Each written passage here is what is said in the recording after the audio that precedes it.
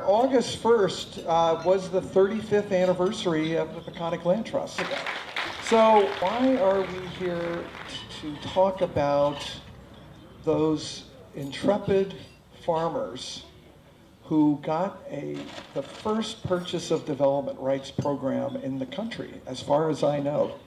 Why are we here? Because it took imagination, grit, to come up with a new concept.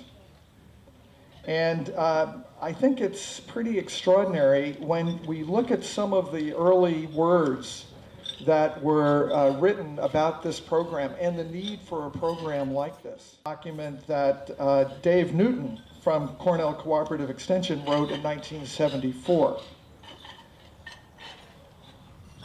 So here we go.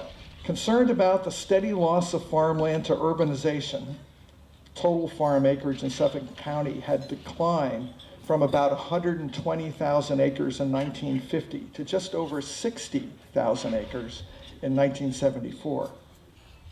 Suffolk County Executive John V.N. Klein created an agricultural advisory committee in the spring of 1972 for the purpose of devising a proposal to save the remaining farmland.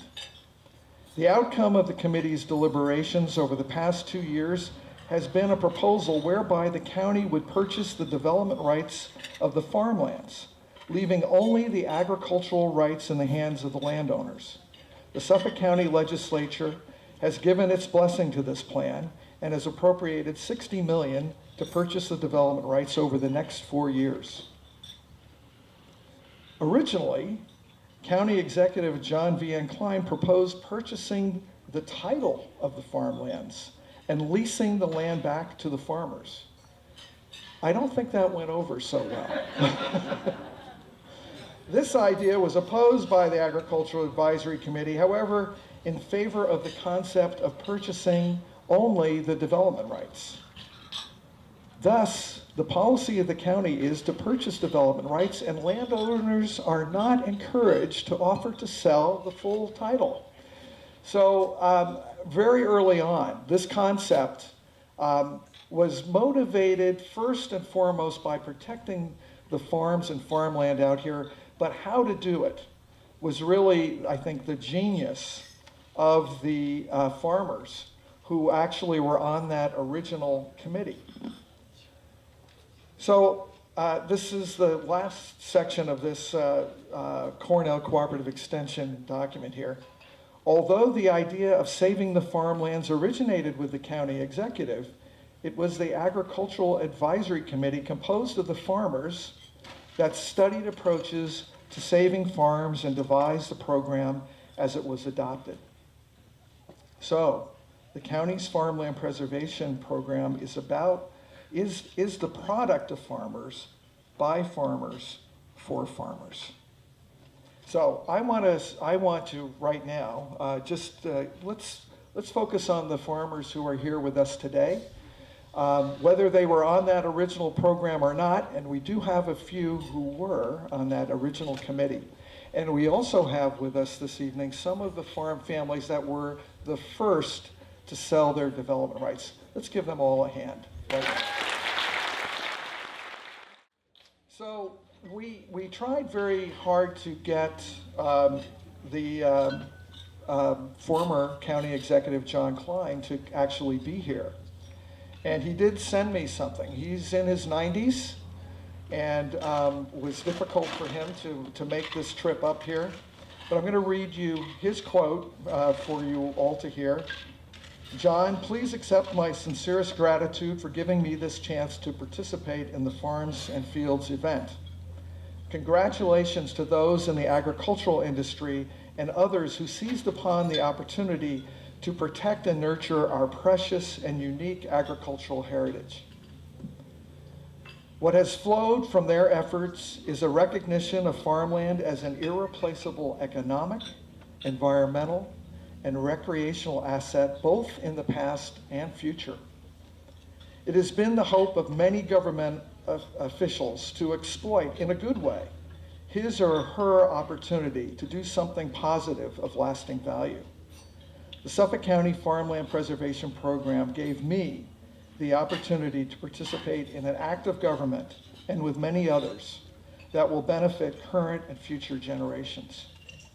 Thank you also for permitting me to participate in the recognition of the priceless work of the Peconic Land Trust and its commitment to our county's agricultural lifeblood. So I say we give a round of applause for John Clark. So there are many more families, and you know what's extraordinary, the very first sale occurred December 15th, 1977. That was the very first and only purchase of development rights in the program. The very next year, there were 42 transactions completed in 1978. So the program has gone on to protect over 10,000 acres.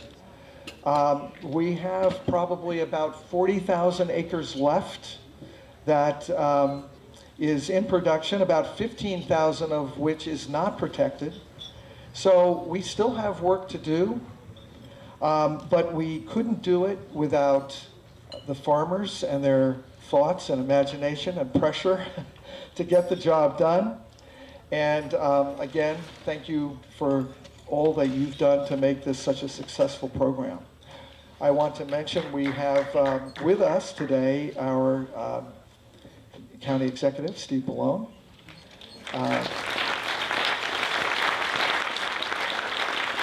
We have Al Prexby, who is a county legislator at this time. We have Fred Thiel, who was a county legislator, and now is our state assemblyman. So these are our public partners, and we appreciate all that they do to make conservation possible. There was one public official who did not make it as far as I know, and that was Ken Laval. And I do want to mention him because he was instrumental in passing the legislation that enabled the county program to begin. I bet he's not here because he knows we have a picture of him from the first transaction or soon thereafter, one of those early ones. And I encourage you, I'm not quite sure where they are. Are there pictures of, oh yes, they're all in the back. There you can see the actual transactions that took place in those very early years. I also just want to take the opportunity to thank some of the other organizations that are represented here tonight that make our work a lot, well, I'm not going to say simpler, because it's all complex, but we couldn't do what we do without their support in so many different ways. One of them is Long Island Farm Bureau, and Rob, where are you? There you are. There's Rob Carpenter.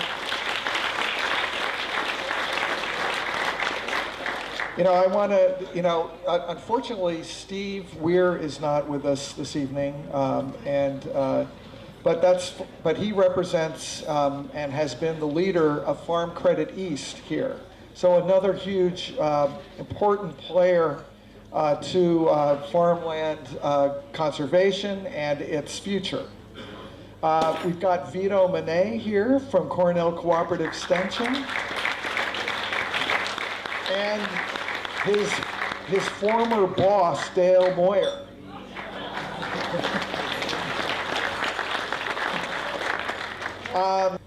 So with that, I am going to turn things back to Richard King.